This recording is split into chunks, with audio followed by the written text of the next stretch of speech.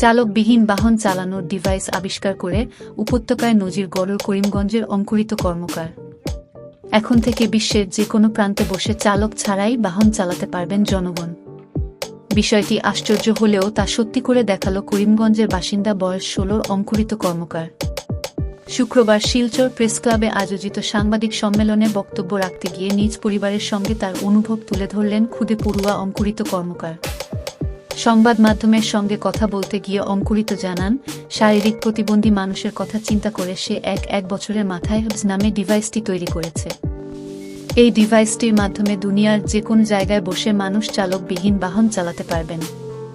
বিষয়টি ভিডিও গেমসের মতো হলেও টুকটুকের মাধ্যমে তার ডেমো তুলে ধরে বিস্তারিত বিষয়টি এদিন আলোচনা করেছে অঙ্কুরিত। বিগত কিছুদিন আগেও করিমগঞ্জের অঙ্কুরিত কর্মকারের তৈরি সাইকেল মডেলটি উপত্যকায় বেশ সাড়া ফেলেছে এবং আসামের মুখ্যমন্ত্রী হিমন্ত বিশ্ব শর্মাও অঙ্কুরিত কর্মকারের দক্ষতাকে সাধুবাদ জানিয়ে তার সফলতা কামনা করেছিলেন। মুখ্যমন্ত্রীর সেই অনুপ্রেরণা মাথায় রেখে এবার অঙ্কুরিত তার আবিষ্কার করা ডিভাইসটি মুখ্যমন্ত্রীর নামে উৎসর্গিত করে ডিভাইসটির নাম হবস রেখেছে বলেও এদিন জানিয়েছেন তিনি। সাংবাদিক সম্মেলনে পিতা অমিত কর্মকার ও মা ডলি কর্মকার সহ পরিবারের অন্যান্য সদস্যরা উপস্থিত ছিলেন।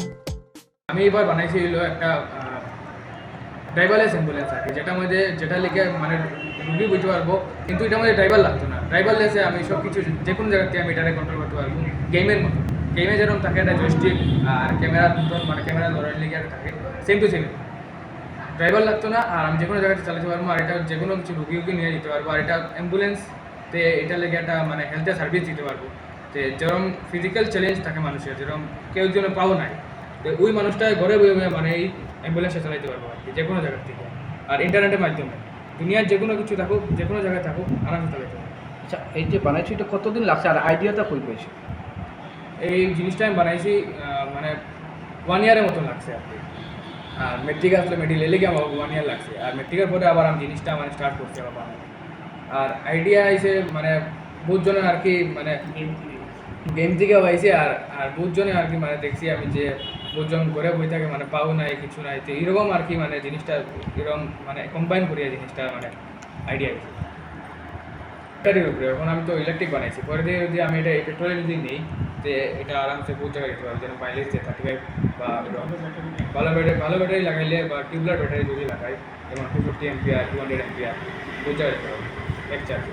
অনেকটা যেটা আমি মানে স্ট্রাকচারটা বানাইছি। তারপরে একটু মানে অত ভালো ঠিক হয়েছে না আর কি। যদি এখন কোম্পানি নেয় তো পুরো একটা ফুলফিল হবে জিনিসটা, ঠিক আছে।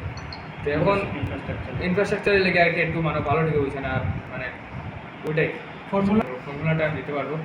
আচ্ছা, 40-50,000 এরকম খরচ হয়েছে না?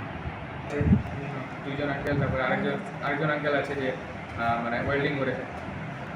বলতো হ্যাকিংয়ের আমার একটা ইচ্ছা আছে।